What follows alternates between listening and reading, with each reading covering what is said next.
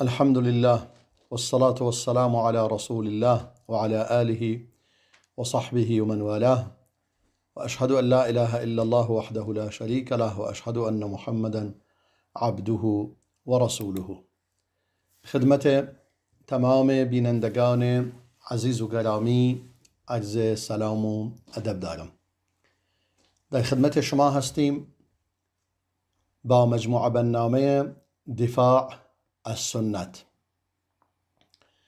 داشتیم در مورد احادیث ثلاثی امام بخاری سخن می گفتیم، یعنی اون احادیثی که تنها با 3 نفر با 3 حلقه سند به رسول خدا می رسند که ما در گذشته تاکنون 21 حدیث را از این گونه احادیث بیان نمودیم و تنها 1 حدیث از این احادیث باقی مونده که به یاری پروردگار امروز به آن میپردازیم. این حدیث امام بخاری با سند خود، یعنی از عصام بن خالد و اون هم از حریز بن عثمان روایت می کند که او از عبدالله بن بسر که صحابه رسول الله است صلی الله علیه و سلم سؤال پرسید: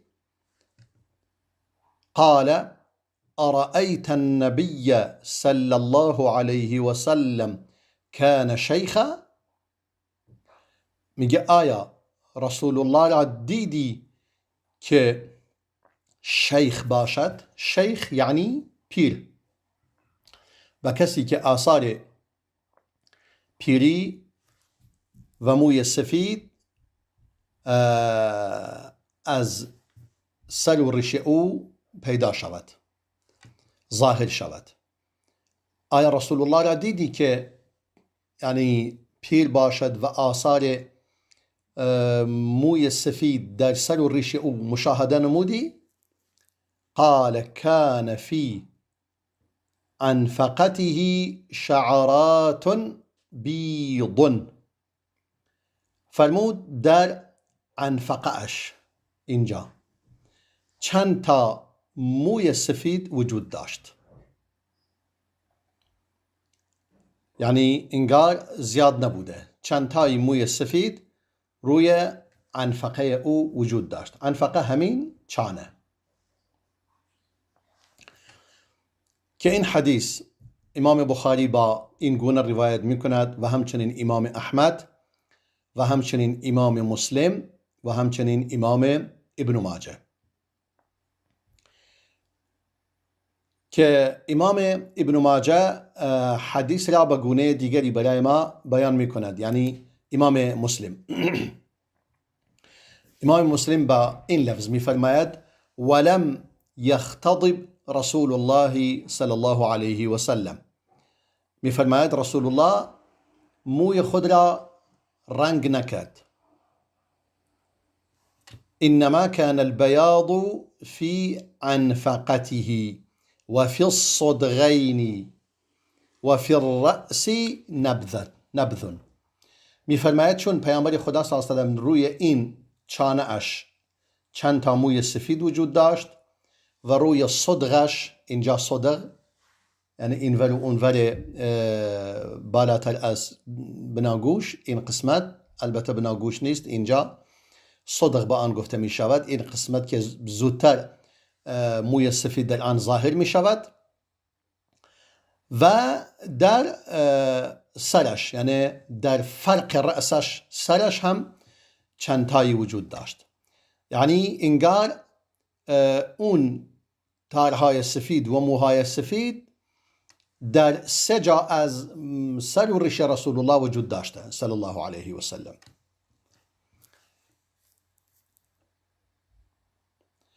و امام ابن ماجه هم از طریق ابی جحیفه روایت می کند، می فرماید: رأيت رسول الله صلى الله عليه وسلم هذه منه بيضاء، یعنی انفقته.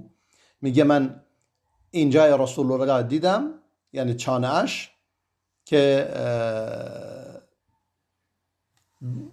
یعنی موهای سفیدی در اینجا وجود داشت.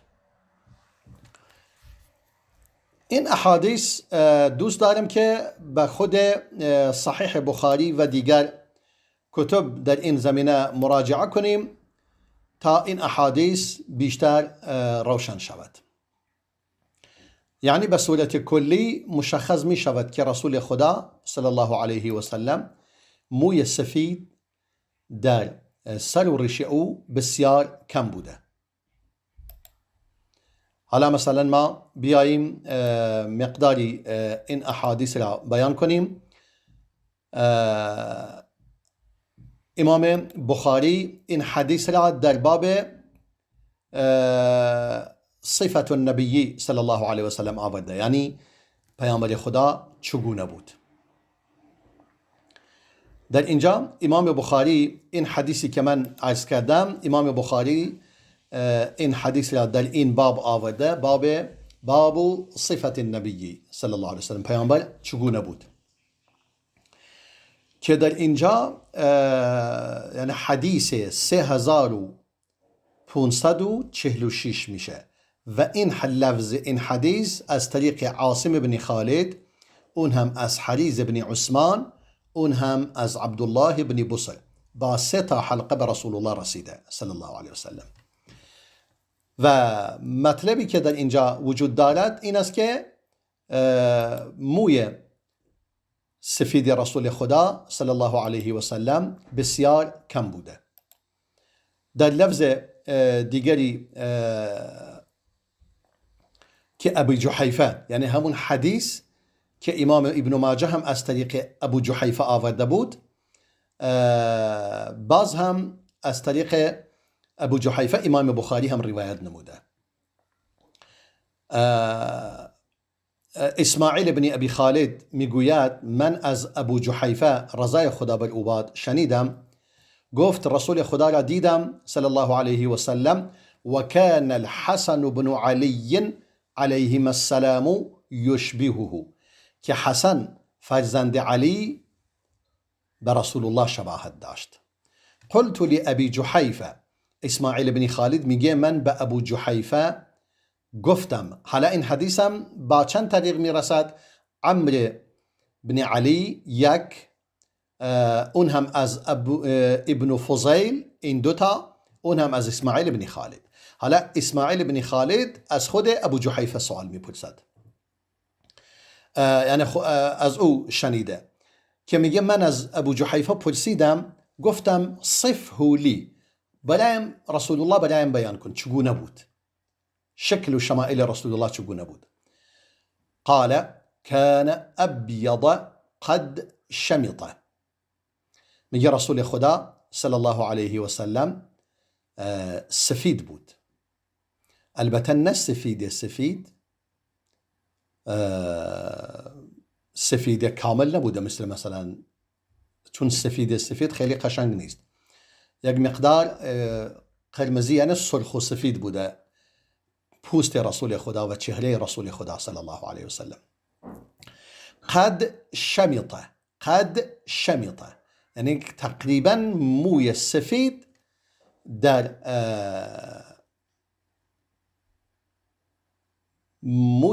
در آن پیدا شده بود در سر و ریش رسول الله. این هم ابو جحیفه این گونه بیان می کند. دوباره باز هم همین حدیث از طریق دیگری از احمد بن یونس، اون هم از زهیر، اون هم از اسماعیل بن خالد که گفتیم، اون از ابو جحیفه. امام بخاری باز آن روایت می کند از که می فرماید شبیه حسن بن علی بوده. و یک حدیث دیگری که امام بخاری باز بیان می کند برای ما، امام بخاری از ابو عاصم، اون هم از عمر بن سعید بن ابی حسین، این 2 نفر، اون هم از ابن ابی ملیکه، این 3 نفر، اون هم از عقبه بن حارث روایت می کند، می فرماید ابو بکر صدیق نماز عصر را خواند سپس خارج شد، یعنی انگار هنگامی که خلیفه بوده امام ابوبکر صدیق، خارج شد که برگردد بیرون برود، یعنی از مسجد خارج شد. فرأى الحسن يلعب مع الصبيان، حسن ابن علی را دید که با بچه ها بازی می کند. فحمله على عاتقه، او را بر روی شانه خودش گذاشت، حسن ابن علی را. وقال بأبي شبیه بالنبی لا شبیه بعلی، فرموی پدرم فدایت شود، واقعا به پیامبر شباهت دارد نه به علی. و علی یضحک، و علی ابن ابی طالب ایستاده بود میخندید، یعنی وقتی که اینو دید میخندید که انگار خوشحال بود از این شوخی کردن امام ابوبکر صدیق با حسن ابن علی. و اینجا امام بخاری این حدیث را آورده، حدیث 3542 در همین باب، در باب صفت النبی صلی الله علیه و سلم، یعنی چگونگی پیامبر صلی الله علیه و سلم. این احادیث مشخص کرد که رسول خدا صلی الله علیه و سلم اولا به امام حسن خیلی شبیه بوده، یا بگوییم حسن ابن علی خیلی شبیه بوده، شباهت داشته به رسول الله صلی الله علیه و سلم، چون نوای رسول الله بوده. و موهای سفید در سر و ریش او کم بوده، و همین که در صحیح امام مسلم خیلی واضح تر، هم گفت در روی چانهش بوده، هم روی این جاهایش بوده، کنار گوشش این بغل، و هم بالای سرش هم، در سرش هم مقداری موی سفید بوده. حالا امام بخاری حدیث دیگری برای ما بیان میکند، حدیث 3545 از عبدالله بن رجا، اون هم از اسرائیل، اون هم از ابو اسحاق، این سه نفر، اون هم از وهب که همون ابو جحیفه سوائی باشد که قبلا بیان کردیم. ابو جحیفه میفرماید رأیت النبی صلی الله علیه و سلم و رأیت بیاضا من تحت شفته السفلى العنفقته، میگه من رسول الله را دیدم صلی الله علیه و سلم و سفیدی در زیر لب پایین رسول الله دیدم، زیر لب پایینش، این جاهاش العنفقه، پس اینجا بوده تقریبا زیر لب.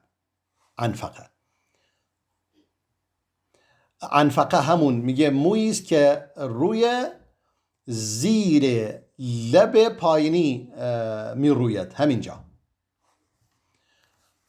هم بالای چانه و زیر لب پایین، اینجا عنفقه گفته می شود. میگه اینجا چند تا موی سفید وجود داشته، اینجا انگار اینجا زودتر سفید می شود. و این هم که از طریق عاصم همین حدیث اومده بود. دیدی این احادیث بیشترشون با 4 نفر به رسول خدا صلی الله علیه وسلم رسید، اونای دیگر، و این یکی که ما در مورد آن صحبت کردیم تنها با 3 حلقه سند.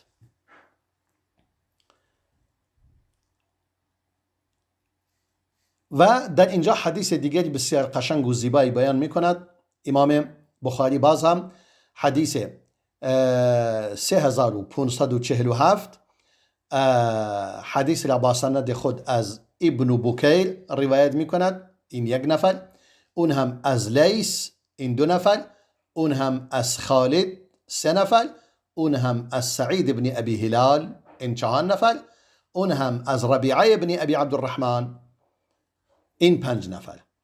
میفرماید ربیعه ابن ابی عبدالرحمن سمعت انس ابن مالک، من از انس ابن مالک شنیدم، یصف النبی صلی الله علیه و سلم، که رسول الله را توصیف میکرد، یعنی تعریف میکرد که رسول الله چگونه بوده. میفرماید کان ربعة من القوم، پیامبر صلی الله علیه و سلم یک آدم چهار شونه بوده. ربعة من القوم که معمولا این بیانگر این است نه قدش بلند بوده نه قدش کوتاه بوده، یعنی در اون عصر. حالا ما اگر با این عصر مقایسه کنیم شاید جزء آدمهای قد بلند بوده در این عصر، اما در اونجا ربعه بوده، چهار شونه که بهش گفته می شود، یعنی لیس بالطویل ولا بالقصیر، نه قدش بلند بوده نه قدش کوتاه بوده. ازهر اللون لیس بابیض، و رنگش سفید مایل به قرمز بود، یعنی سرخ و سفید بوده. لیس بابیض تنها، یعنی سفید خالص نبوده. امحق ولا آدم، یعنی امحق نبوده سفید خالص، و آدم هم نبوده اسمر هم نبود، سبزه هم نبوده. لیس بجعد قطط ولا سبط رجل، میگه مویش فرفری هم نبوده، خیلی بگوییم فرفری بوده، و خیلی لخت هم نبوده، یعنی هر چیزی که نگاه میکنید متوسط بوده، نه لخت تمام بوده کاملا لخت تو پایین بیاید و نه اینکه فرفری هم باشد. انزل علیه و هو ابن 40، میفرماید وحی بر او نازل شد در حالی که او 40 سالش بود. فلبث بمکه 10 سنین ینزل علیه، رسول الله صلی الله علیه وسلم در مکه 10 سال در اونجا ماندگار شد که بر او وحی نازل می شد. چرا میگه 10 سال در حالی که 13 سال است؟ چون 3 سال اولش همون لحظه اول که بر او وحی نازل می شود به مدت 3 سال وحی از او قطع می شود، و بعد از اینکه وحی قطع می شود دوباره وحی آغاز می کند به صورت پیوسته. 10 سال بر او وحی نازل می شود. بعدا می فرماید و بالمدینه 10 سنین، و در مدینه هم 10 سال موند. حالا بگوییم این 10 سال مکه بر او وحی نازل شده، 10 سال هم در مدینه، این 20 سال، 3 سالم که وحی یعنی از او وحی فتره وحی به آن گفته می شود که وحی برای آن به مدت 3 سال قطع شد، این میشه 23 سال، و 40 سالم بوده، این میشه 63 سال. و قبض وليس في رأسه ولحيته 20 شعرة بيضاء، میفرماید و وفات یافت در حالی که در سر او و ریش او 20 تار موی سفید وجود نداشت.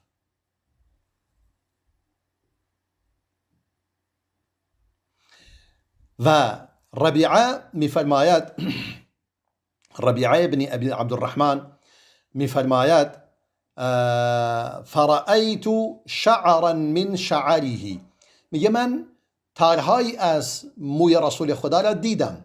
فاذا هو احمر، دیدم یعنی قرمز بود موی رسول الله.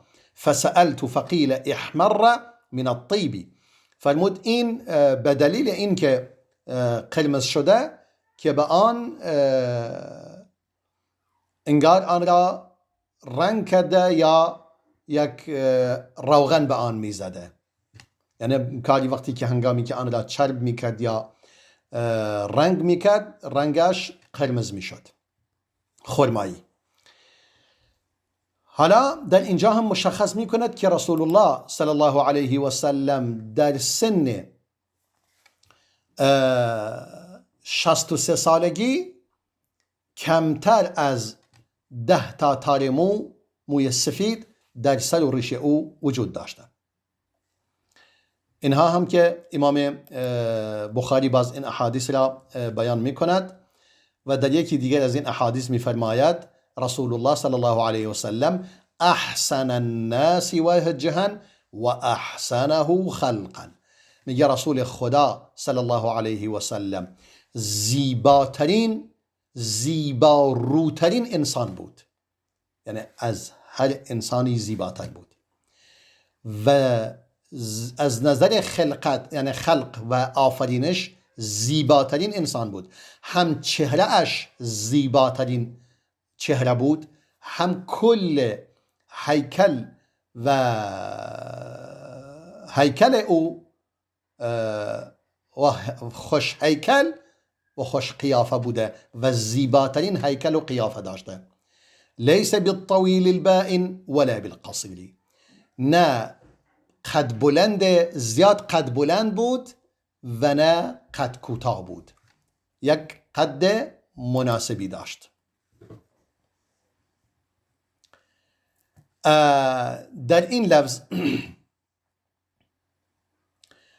حدیث دیگری که باز امام بخاری با 3 حلقه سند روایت میکند، میگه ابو نعیم برای من روایت کرد، اون هم از حمام، اون هم از قتاده میفرماید سألت انسا. حالا ما انس را در اینجا اضافه کنیم 4 حلقه سند. از انس سؤال کردم هل خضب النبي صلی الله علیه و سلم؟ قال لا انما كان شيء في صدغيه. فرمود آیا رسول الله صلی الله علیه و سلم مویش را رنگ میکرد؟ فرمود نه، نیازی نبود که رنگ کند، چون چند تار موی سفید روی اینجاهاش وجود داشت، خیلی نیازی نبوده که رنگ کند. اینجا هم مشخص می کند که خیلی تارهای مویش خیلی کم بوده، یعنی موی سفید. حالا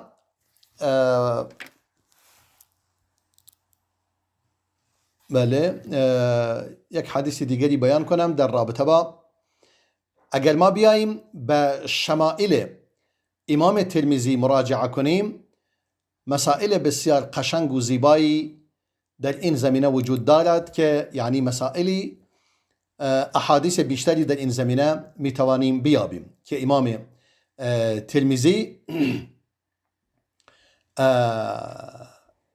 ترمذی کتابی داره به اسم الشمائل المحمدیه.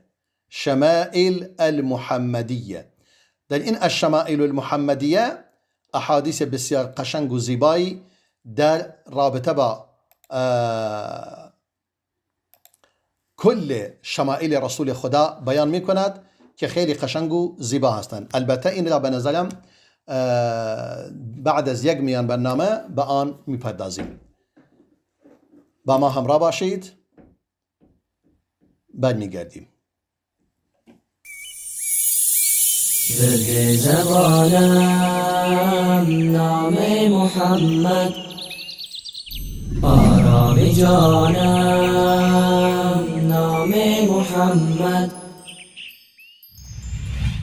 آرام جانم نام محمد، ورد زبانم نام محمد، ورد زبانم خدا نام محمد، نام محمد، نام محمد. سوزد درونم از شوق رویش، فیض کلامم نام محمد، فیض کلامم خدا نام محمد، نام محمد، نام محمد. آرام جانم نام محمد، ورد زبانم نام محمد، ورد زبانم خدا نام محمد، نام محمد، نام محمد. تا هست جانم در دار فانی، هر لحظه خوانم نام محمد، هر لحظه خوانم خدا نام محمد،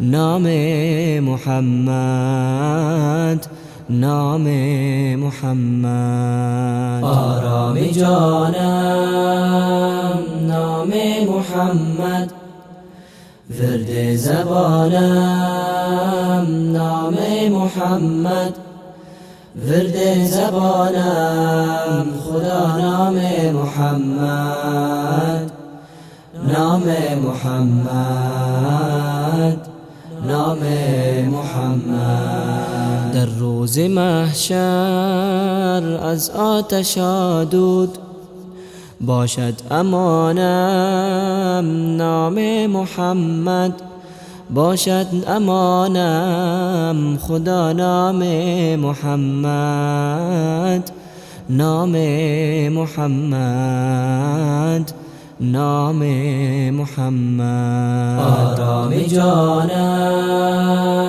نام محمد، ورد زبانم نام محمد، ورد زبانم خدا نام محمد، نام محمد، نام محمد. بگذشتم من عیش جهان را، عیش جهانم نام محمد، عیش جهانم خدا نام محمد، نام محمد، نام محمد. آرام جانم نام محمد، ورد زبانم نام محمد، ورد زبانم خدا نام محمد، نام محمد، نام محمد. آرام جانم نام محمد، ورد زبانم نام محمد، ورد زبانم خدا نام محمد، نام محمد، نام محمد.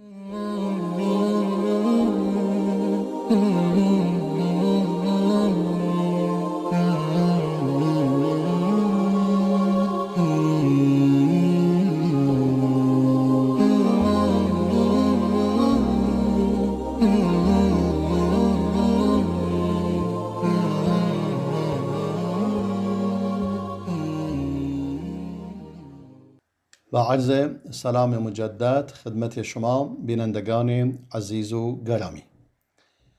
ما گفتیم که به کتاب شمائل امام ترمذی مراجعه می کنیم و احادیثی که اونجا آورده، چون در این شمائل ما قبلا در دفاع السنت به شمائل امام ترمذی پرداختیم و مطالبی پیرامون این کتاب بیان نمودیم که یکی از کتاب‌های بسیار با ارزش امام ترمذی است.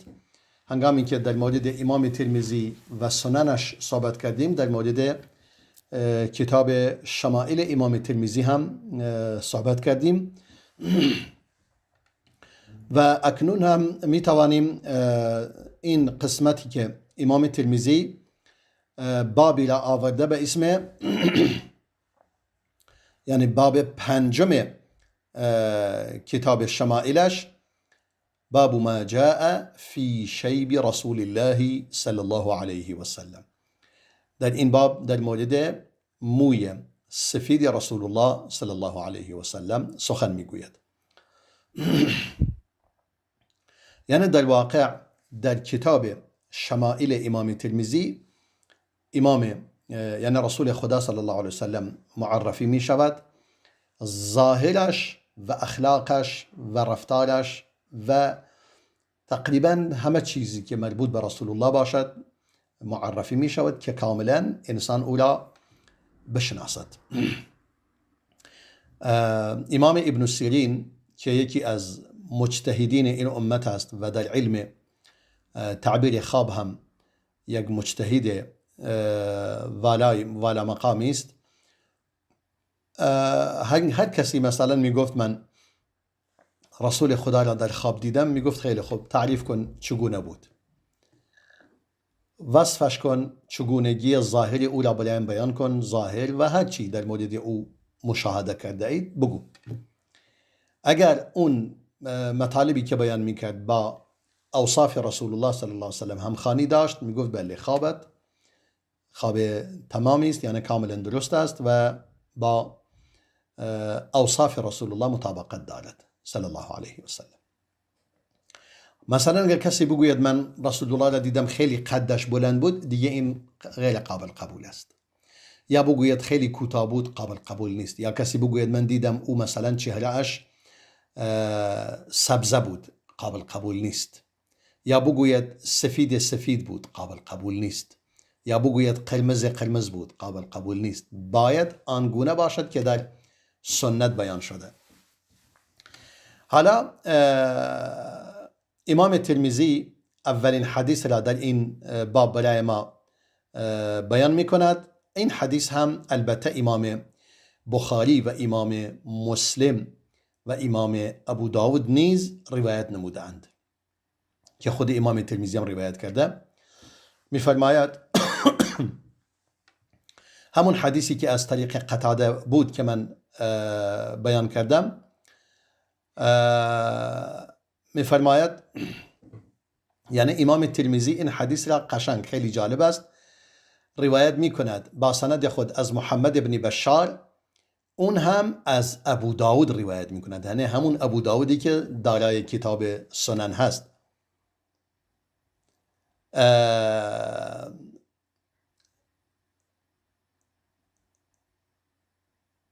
نه این ابو داود جداست. ابو داود ابن جارود بصری طیالسی، این فرق می کند با اون ابو داود که در سال 204 وفات یافته. 204 که دقیقا همون سالی که امام شافعی وفات یافته، این هم وفات یافته، که علما میگویند ثقة حافظ،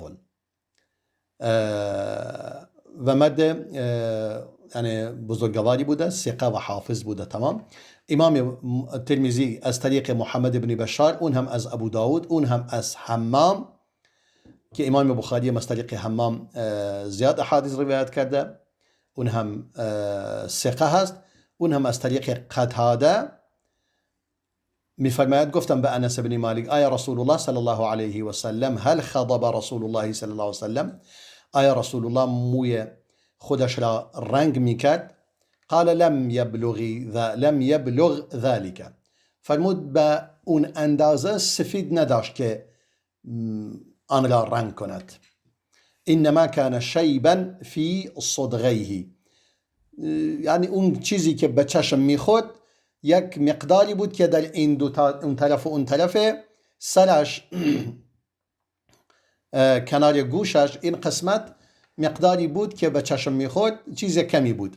ولكن ابو بکر رضی الله عنه خضب بالحناء والكتم، اما امام ابو بکر الصدیق رضای خدا بر او باد با حنا و با کتم، کتم هم میشه حنای سیاه یا همون وسمه، از گیاه وسمه که گرفته می شود و سیاه است، که به فارسی هم گفته می شود حنای سیاه یا گفته می شود وسمه،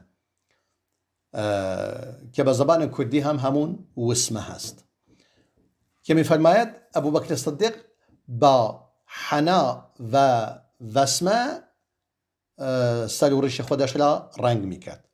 چون رسول خدا صلی الله علیه وسلم هنگامی که در فتح مکه امام ابو بکر صدیق پدرش را آورد پیش رسول خدا صلی الله علیه وسلم، که پدرش ابو قحافه بود که سر و ریشش کاملا سفید شده بود،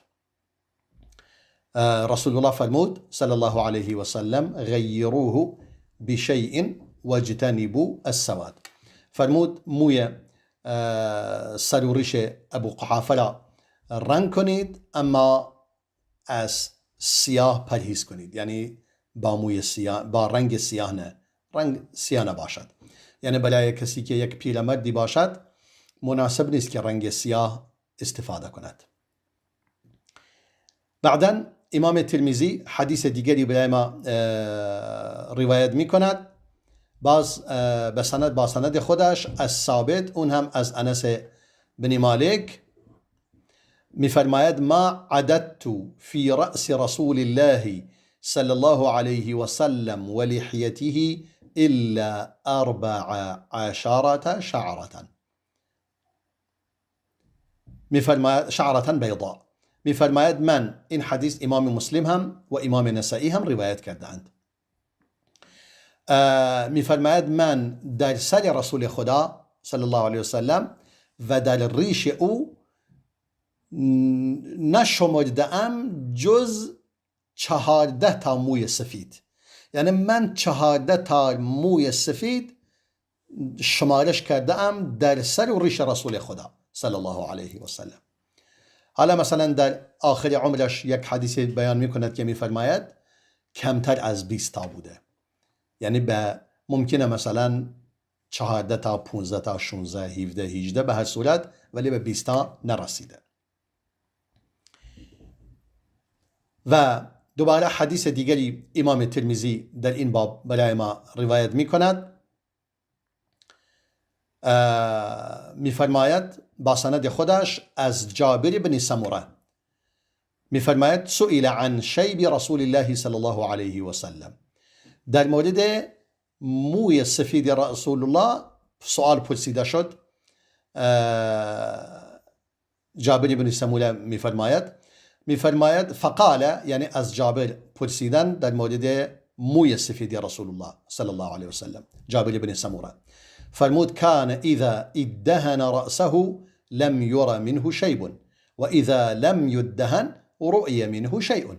میفرماید اگر مویش سرش را چرب میکرد موی سفیدی از او دیده نمیشد، اگر چرب نمیکرد موی سفید دیده میشد.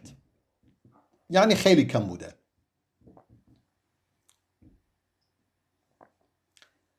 و در حدیث دیگر باز امام ترمذی بیان میکند با سند خودش، میگه یحیی ابن آدم از شریک، اون هم از عبید الله ابن عمر، اون هم از امام نافع، اون هم از امام ابن عمر. عبدالله ابن عمر غیر از اون امام هنا عمر، یعنی عبدالله ابن عمر ابن خطاب است. این یکی عبدالله ابن عمر فرزند حفص فرزند عاصم، عاصم هم فرزند عمر ابن خطاب است. پس میفرماید معنی میتواند بگوییم برادرزاده امام عبدالله ابن عمر است. یعنی این عبید الله ابن عمر، این عمر از نافع و نافع هم از عبدالله ابن عمر، یعنی از عموی او روایت میکند. میفرماید عبدالله ابن عمر انما كان شيب رسول الله صلی الله علیه وسلم نحوا من 20 شعرة بیضاء. میفرماید موی سفید رسول خدا صلی الله علیه و سلم نزدیک به 20 تا سفید بوده، 20 تار سفید، نزدیک به 20 تار سفید بوده. این حدیث هم امام ترمذی ابن ماجه هم روایت نموده است. و حدیث دیگری که امام ترمذی می آورد، اون حدیث هم امام طبرانی هم این حدیث را روایت نموده. می فرماید یعنی امام ترمذی این حدیث را با سند خودش از عبدالله ابن عباس روایت می کند. فرمود قال ابو بکر یا رسول الله قد شبت. ابو بکر صدیق فرمود ای رسول خدا پیر شدی، یعنی موی سفید در سر و صورت شما ظاهر شد. قال شیبتنی هود والواقعة والمرسلات وعم يتساءلون و اذا الشمس کورت. فرمود این سوره ها منو پیر کردند. سوره هود که در سوره هود به او دستور داده شده، در سوره هود به او دستور داده شده چکار کن؟ فاستقم کما امرت، استقامت داشته باش آنچنان که به تو دستور داده شده. یعنی استقامت کار آسانی نیست. میفرماید من سوره هود منو پیر کرده. و این قسمتی که مربوط به سوره هود باشد امام ترمذی هم روایت نموده. و چون در این سوره ها و بعدا بقیه سوره های دیگر هم، چون در واقع در این سوره ها احوال روز آخرت و هلاک امت های دیگر در آن مشاهده می شود. یعنی سوره واقعه بحث مسائل آخرت است، سوره مرسلات همچنین، سوره عما یتساءلون اصلا سوره نبأ است، نبأ هم در مورد آخرت است، عما یتساءلون عن النبأ العظیم الذی هم فیه مختلفون، در مورد یک خبر بسیار مهمی که در مورد آن مختلف اختلاف دارند، گروهی به آن ایمان دارند و گروهی به آن ایمان ندارند. و اذا الشمس کورت هم که در مورد حوادث آخرت سخن میگوید. در نتیجه میگه این سوره ها سبب شدن که من این تارهای سفید هم در سر و صورت من ظاهر شوند.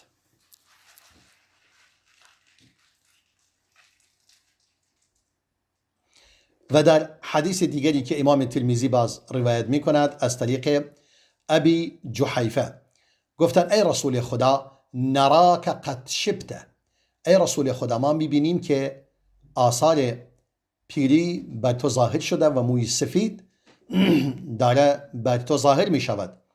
قال شیبتنی هود و اخواتها، فرمود سوره هود و امثال آن منو پیر کردند. هود و خواهران هود، یعنی سوره های دیگری شبیه به سوره هود منو پیر کردند.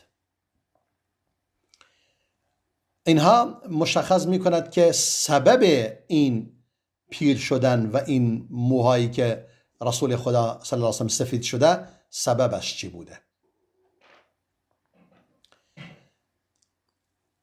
یک حدیث دیگری باز بیان می کند امام ترمذی در رابطه با این مسئله می فرماید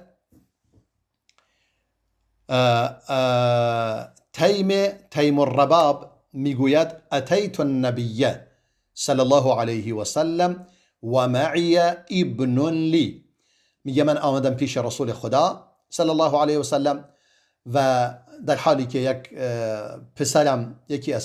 پسرم همراهم بود. قال فأريته فقلت لما رأيته، من بچه را به او نشان دادم و گفتم هنگامی که او را دیدم هذا نبی الله صلی الله علیه و سلم، یعنی میگه من رسول الله را یعنی به بچه ام نشان دادم، گفتم این رسول خداست. هذا نبی الله صلی الله علیه و سلم، این پیامبر خداست. و علیه ثوبان اخضران، در حالی که یک لباس سفیدی بر تن دارد. حالا میگه دو تا لباس، یک رداء و یک ازار، یعنی ست بودند، هر دو سبز رنگ بودند. و له شعر قد علاه الشیب و شیبه احمر، و موی داشت که مویش سفیدی بر آن ظاهر شده بود، البته سفیدی مایل به قرمز، همچنان که قبلا بیان کردیم. و این حدیث هم امام ابو داود روایت می کند از ابی رمسه، می فرماید من با پدرم به سمت رسول الله رفتم صلی الله علیه و سلم، فرأیت علیه بردین اخضرین، که بر او دو تا برده سبز رنگ، دو تا عبای سبز رنگ را بر او دیدم، یعنی دیدم که دو تا لباس سبز رنگ پوشیده. این هم امام نسائی و امام ترمذی هم در سننش این حدیث را روایت نموده. و این حدیث در سنن ابو داود هم آمده به این لفظ در باب شانه زدن مو. میگه فاذا هو ذو وفرة بها ردع حناء وعليه بردان اخضران. میفرماید رسول خدا صلی الله علیه و سلم دیدم یک موی دارد که یک مقدار انگار رنگ حنا بر آن دیده میشد، و علیه بردان اخضران، و بر او دو تا عبای سبز پوشیده بود. و اونجا که گفت مثلا شبیه احمر، یعنی اون سفیدی به مایل به قرمز بود، زیرا اون سفیدی رنگ شده بود، که رنگ شده بود دیگه حالت قرمزی به خود گرفته بود. اینجا مشخص می کند که رسول الله صلی الله علیه و سلم حنا را استفاده کرده. این که انس فرمود هنوز به اون حد نرسیده بود، انگار گاهی این انجام داده، یعنی چیزی نبوده مرتب انجام بده، ولی گاهی انجام داده. و اون حدیثی هم که گفت من موی رسول الله را مشاهده کردم، دیدم تارهایی را دیدم که قرمز بودند، و این بوده هنگامی که آن را رنگ می کرده با حنا قرمز شده.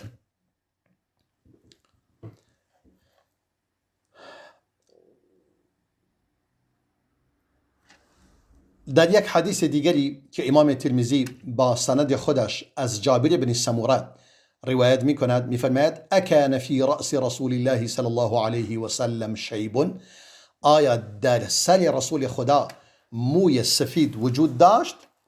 یعنی اینجا داره سوال می کند از سر رسول خدا صلی الله علیه و سلم. می فرماید لم یکن فی رأس رسول الله صلی الله علیه و سلم شیب إلا شعرات في مفرق رأسه إذا ادهن وراهن الدهن. میفرماید رسول خدا یا فی مفرق رأسه، میفرماید رسول خدا صلی الله علیه و سلم در سر رسول خدا موی سفید وجود نداشت، الا مگر چند تار مو که در فرق سر رسول خدا بود. هرگاه آن را چرب میکرد، اون چربی آن را پنهان میکرد، یعنی آن را میپوشانید. این حدیث هم امام مسلم روایت نموده و امام نسائی هم روایت نموده. اینها احادیثی بودن که امام ترمذی در ارتباط به موی سفید رسول خدا صلی الله علیه و سلم بیان نموده بود. احساس میکنم احادیثی بود در اینجا که در امام مسلم باز بیان میکند، دوست داشتم این حدیثم را بیان کنم. بله، این حدیث دوست داشتم این یکی را بیان کنم. امام بخاری و مسلم، یعنی در یک امام این حدیث امام عبدالحق اشبیلی در الجمع بین الصحیحین امام بخاری بیان می کند. الجمع بین الصحیحین یعنی هم بخاری و هم مسلم، احادیثی که از طریق بخاری و مسلم اومده همه را در یک کتاب جمع آوری کرده. این حدیث که امام مسلم بیان می کند از طریق اولا انس، از طریق ابن سیرین، اون هم میگه از انس ابن مالک سوال شد که آیا رسول خدا صلی الله علیه وسلم مویش را رنگ میکرد؟ فرمود نه، اینقدر سفید نداشت که نیازی باشد که آن را رنگ کند. ابن ادریس که حدیث را از هشام روایت میکند میگه که انه یقلله، یعنی میخواد بگوید خیلی کم بود، نیازی به رنگ کردن نداشت. اما وقد خضب ابو بکر و عمر بالحناء والكتم، اما امام ابو بکر و امام عمر با حنا و با کتم که همون حنای سیاه باشد، آن را موی سر خود را، موی سر و ریش خود را رنگ می کردند. یعنی این یک سنت است که انسان رنگ کند. و این حدیث هم امام مسلم هم امام بخاری رواية كردأند. و در لفظ دیگر میفرماید انه لم یر من الشیب الا قلیلا. میگه اصلا در سر و ریش پیامبر موی سفید را ندیده مگر اندکی، تعداد بسیار کمی بوده.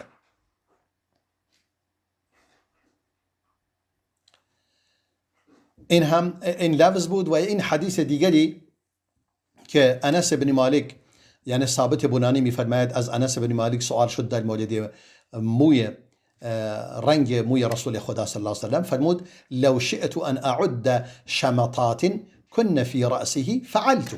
میگه اگر من بخواهم موهای سفید رسول خدا را شمارش کنم که در سر او بودن میتوانستم، یعنی تعداد کمی بود.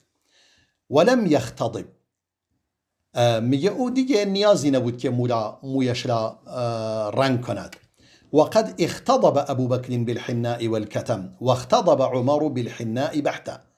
میگه ابو بکر هم با حنا و هم حنای سیاه، یعنی حنا و حنای سیاه را با هم قاطی میکرد، آن را رنگ میکرد. اما امام عمر تنها با حنای خالص، یعنی دیگه چیز دیگری قاطی نمیکرد، همون رنگ حنا که یک رنگ دیگه مشخص موی سر را قرمز میکند رنگ میکرد.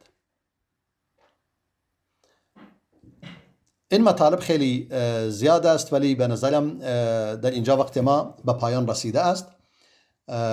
به این مقدار اکتفا میکنیم و به این مقدار بسنده میکنیم. از خداوند متعال میخواهیم که ما را یاری دهد که بتوانیم هرچی بیشتر رسول خدا را بشناسیم صلی الله علیه و سلم، اخلاق و خو روش و تمام صفات ظاهری و صفات باطنی او را بیشتر بشناسیم، هم اخلاقش، هم خلقش، هم خلقش. خلقش یعنی ظاهرش چگونه بوده و هم خلق و رفتارش چگونه بوده بهتر بشناسیم تا بهتر و بیشتر بتوانیم محبت او را بیشتر داشته باشیم و هرچی بیشتر پیرو سنت او باشیم. در اینجا همه شما را به خداوند بزرگ و ذوالجلال می سپارم و السلام علیکم و رحمت الله و برکاته.